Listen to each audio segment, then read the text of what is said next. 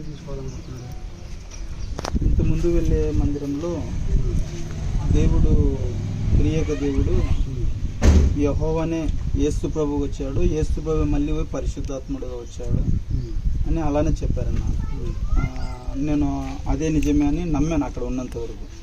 తర్వాత మళ్ళీ ఇక్కడ క్రీస్తు సంఘంలోకి వచ్చిన తర్వాత ఇక్కడ వాక్యం విన్న తర్వాత తండ్రి వేరు, యేసు ప్రభు వేరు, పరిశుద్ధాత్ముడు వేరు అని ఇక్కడ సత్యవాక్యం తెలుసుకున్న తర్వాత దేని బట్టి వేరని తెలుసుకున్నావు?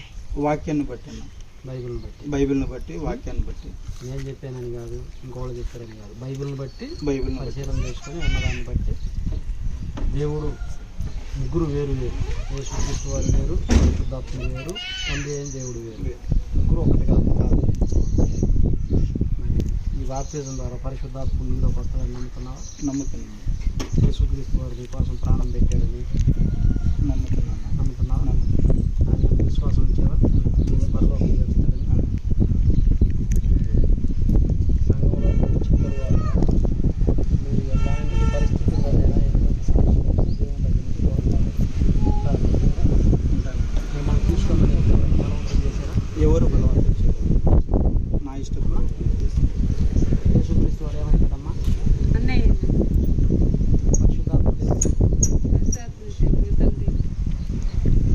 మనకేమవుతాడు?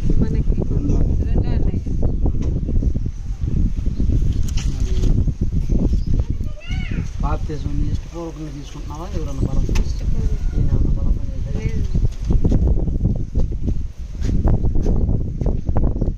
నువ్వు మరణం వరకు ఎన్ని సమస్యలు వచ్చినా ఎన్ని ఇబ్బందులు వచ్చినా దేవుడు దేవుని